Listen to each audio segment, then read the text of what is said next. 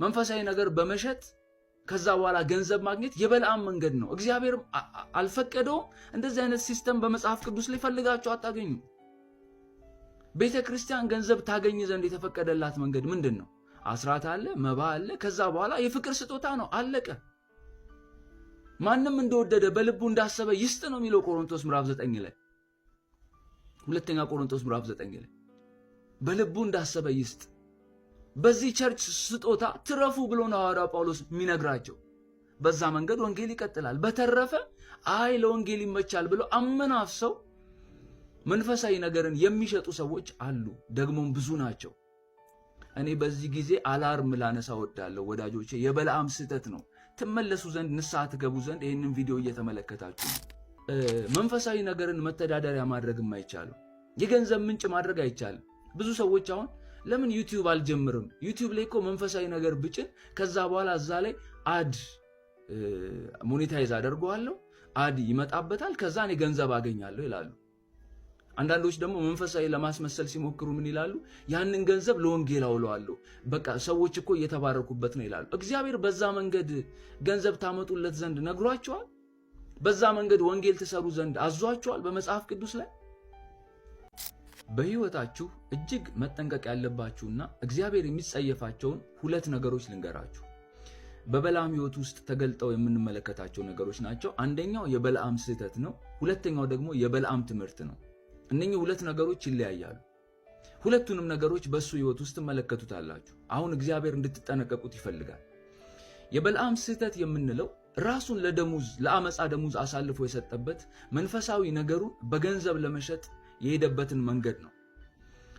እስራኤላውያን በሞዓብ ሲያልፉ የሞዓብ ንጉስ ባላቅ ይህንን ነቢይ በለዓምን ይጠራዋል እስራኤልን ይረግምለት ዘንድ። ምክንያቱም እስራኤል የመጣበትን መንገድ ሲመለከት ያለፈባቸውን መንግስታት ህዝቦች ሁሉ እያሸነፈ ድል እየነሳ ስለመጣ ለምን መንፈሳዊ መንገድን ተጠቅሜ እስራኤልን አላሸንፍም ይልና በለዓምን ይረግምለት ዘንድ መልእክተኞችን ይሰዳል። በለዓም ታዲያ በመጀመሪያዎቹ ጊዜዎች ይግደርደር እንጂ ቀጥሎ ስለዛ ደሙዝ ራሱን አሳልፎ እንደሰጠ ሐዋርያት ያንን ትምህርት ተርጉመው ጽፈውልናል። ሐዋርያው ጴጥሮስ ሁለተኛ ጴጥሮስ ምዕራፍ 2 ላይ ሲናገር እንደዚህ ይላል፣ ቅንንም መንገድ ትተው ተሳሳቱ፣ የባሱርን ልጅ የበለዓምን መንገድ ተከተሉ። እርሱ የአመፃን ደሙዝ ወደደ። ስለ ደሙዝ ሲል መንፈሳዊ ብቃቱን መንፈሳዊ እግዚአብሔር የሰጠውን ጸጋ መሸጥ ፈለገ።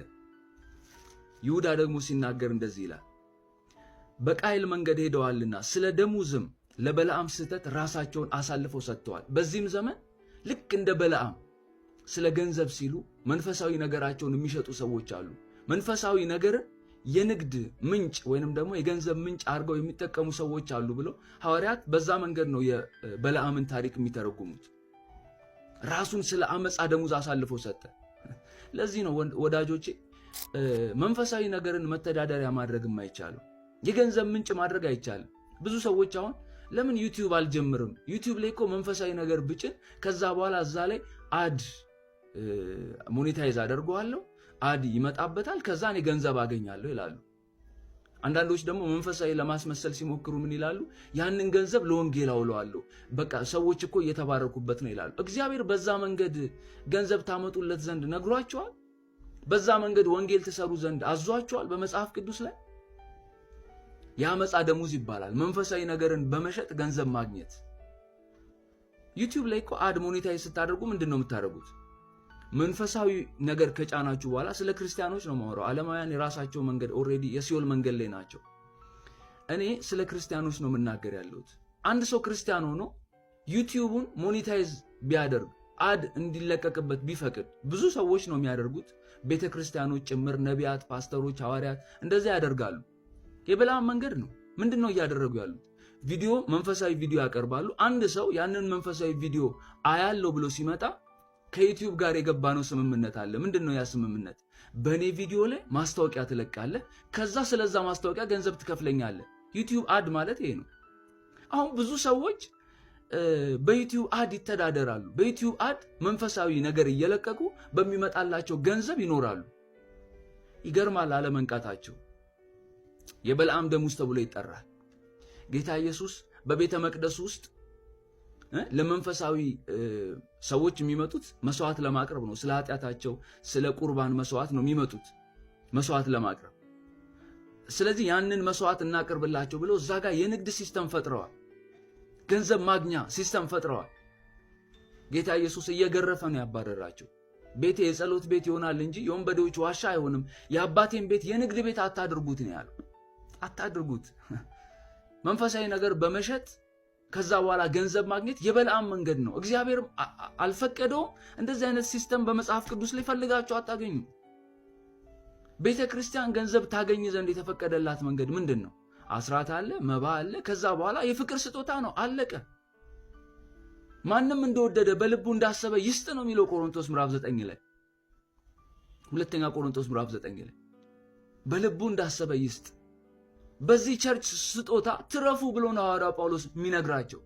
በዛ መንገድ ወንጌል ይቀጥላል። በተረፈ አይ ለወንጌል ይመቻል ብሎ አመናፍሰው መንፈሳዊ ነገርን የሚሸጡ ሰዎች አሉ፣ ደግሞም ብዙ ናቸው። እኔ በዚህ ጊዜ አላርም ላነሳ ወዳለሁ ወዳጆቼ። የበለዓም ስህተት ነው።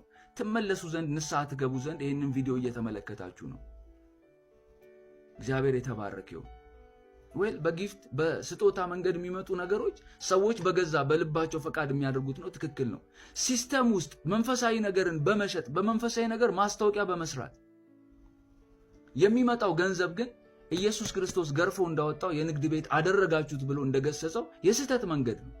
የበለዓም መንገድ ነው። የበለዓም ስህተት ማለት ይሄ ነው።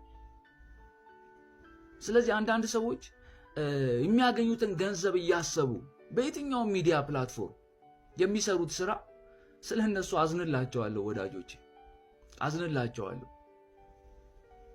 አይ እኔ እኮ ለገንዘቡ ብዬ አይደለም ወይ ለገንዘቡ ብሎ ካልሆነ እንደ ቃሉ ለምንድን ነው የማያደርገው? ያ ሰው ለገንዘቡ ብሎ ካልሆነ ቃሉ የሚያዘውን መንገድ ለምንድን ነው የማይሄደው? ዋጋ ስለሚያስከፍል ነው፣ አውቃለሁ። ዋጋ ያስከፍላል። ቢሆንም ግን ንጹህን መንገድ እንጂ የበለዓምን ስህተት አትምረጡ። ሁለተኛው የበለዓም ትምህርት ነው። የበለዓም ትምህርት ምንድን ነው? እዛ ዘኍልቍ ላይ አታገኙትም። ነገር ግን ዮሐንስ ራእይ ምዕራፍ 2 ላይ ታገኙታላችሁ። ጌታ ኢየሱስ ለጴርጋሞን ቤተክርስቲያን መልአክ ሲጽፍለት የተናገረው ነው። እንደዚህ ይላል፣ ዳሩ ግን ለጣዖት የታረደውን እንዲበሉና እንዲሴስኑ በእስራኤል ልጆች ፊት ማሰናከያን ሊያኖርባቸው ባላቅን ያስተማረ የበለዓምን ትምህርት የሚጠብቁ አሉ። የበለዓም ትምህርት ምንድን ነው? የበለዓም ስህተት ስለ ገንዘብ መንፈሳዊ ነገርን መሸጥ ነው። የበለዓም ትምህርት ምንድን ነው?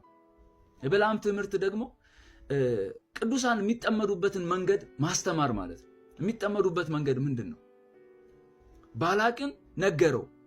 አዎ ልረግማቸው አልቻልኩም፣ አሁን ስለሰጠኸኝ ደሙዝ ልረግማቸው አልቻልኩም፣ ነገር ግን ይህ ህዝብ የሚጠፋበትን መንገድ ልጠቁምህ አለው።